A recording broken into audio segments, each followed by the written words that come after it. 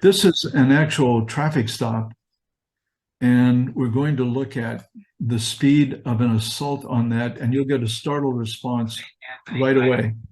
State Trooper Ismael Gonzalez pulls over a Jeep for reckless driving. Inside the vehicle, the driver waits with a gun. Fortunately, the trooper is wearing a bulletproof vest.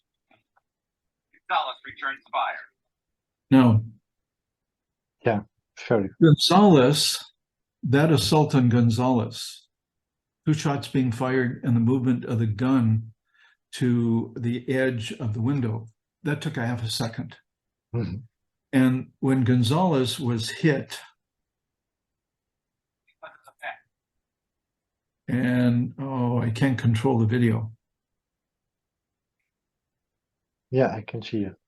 Yeah, I know, but I need to play it from the beginning, and I can't. And the issue is, Gonzalez, you see his feet are elevated here. I don't know if you can see that. And you see his shoulders up and hunched. And that we routinely got on our traffic stop was people would be hunching their shoulders, and we got it on this all the time. It is part of the startle reflexive response, the hunching of the shoulders as the trapezius begins to lock in. It elevates the shoulders. Anyway, so that's Gonzalez's startle reflexive response. Here's another example of a startle response. The officer doesn't see the gun, doesn't see the gun, doesn't see the gun. Now they're beginning to react to the gun. And that is when I spoke about officers needing to look and see. They will save much more time learning how to read people, how to understand people. The problem is, and we spoke about this earlier, is executive function is so small that officers who were engaged in communication, we tested their memory after, and they could remember what they were trying to persuade this person about how they needed to cooperate. But they couldn't tell us about where the gun was until it was at them and firing. But the officers who were focused on the gun and what the person was doing with their hands couldn't tell us what the communication was. We don't have enough executive function to manage both well enough, and therefore our sensory awareness and our tactical awareness need to be automatic. We need to be as aware as possible at a subconscious level while we're engaged in the tactical issue of communicating. But we will go through this. We'll look at some of the traffic stop studies. There's an officer who literally is elevating. And we took this video to the top experts in the world in academia studying startle reflexive response. They've never seen whole body startle response like this. Wow. That is not only a startle response, but you notice where his gun is? We found this in our current study. That gun is up that high because the officer fought the restraints on his holster.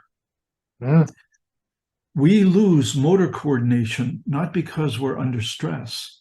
We lose motor coordination because we're trying to do a behavior that's faster than we've ever done it before. And that's why we have trouble.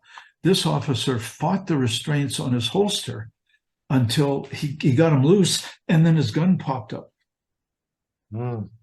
And we see that over and over again when we bring training in an academy to a particular level that guarantees some skill level that is minimal.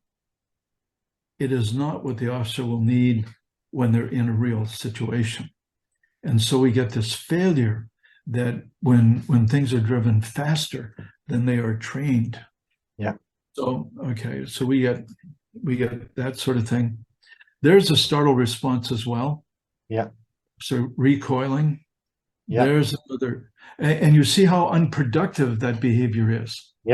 So this officer, that may be productive as a Tony Blauer reflexive response if someone was punching him. Yeah. But in a gunfight situation, that's not productive. No. This is kind of productive. The officer's beginning to go for their gun here. Yeah. That's not productive. The bullet would go right through the hand and into the officer's face above their vest. Yeah. So you see that we got a variety of startle responses. This is a productive response. The officer is suppressing the gun on the driver and Wow. charging inside the cabinet. Sure. The cabin. Now, that officer was a tactical officer. Mm. This is another tactical officer that is suppressing the gun and then drawing his gun and shooting our driver. Is this because of training, do you think? Because of training. You see, if they're aware and they have the skill, the stimulus stimulates the automatic response of the skill. Yeah. There's no thought. Yeah.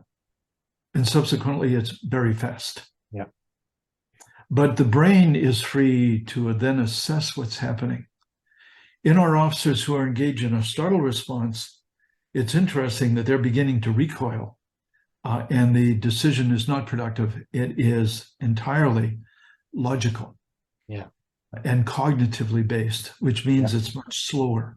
Yeah. Which we did find. We found that the draw time in our study here, the draw time of officers was much slower in the experimental condition than it was in the control condition. Yes. Okay. And this is the study. Yeah. Oh. Okay. So we'll look at this.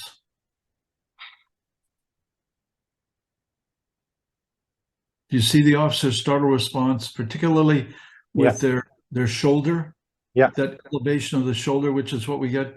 This officer engages in a very quick response right away. Yeah.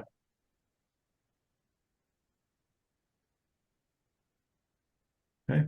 And we have the same thing with another officer, except this guy engages in a very contracted, his abdominals contract, he goes down and he draws, but he is beginning to convert his startle response into productive action. And we're in slow motion, but you can see the skill level of this officer with the draw. Yeah. Also immediately getting off the X. Right. So extremely tactical aware, but still caught by surprise. But his performance was so skill-based that he was able to draw almost as fast as he did in the control condition. So is what you were saying that it sounds a little bit stupid, but a high level skill is very important. Precisely. Yeah. And the question then becomes, why do we train police officers to competence instead of proficiency? Mm-hmm. And competence, you mean preparing for a test or something? You're preparing for a test. Yeah. The test is in a controlled condition. It's practiced as a closed skill, usually in a closed environment. There's no variability. There's no pre-event awareness and decision-making. There's no ability to offset the attack by tactical positioning. Yeah. Yeah. We do not build the context in which these skills are required. Not only is it the proficiency level, but we don't build the context in which the proficiency level is being performed. Yeah.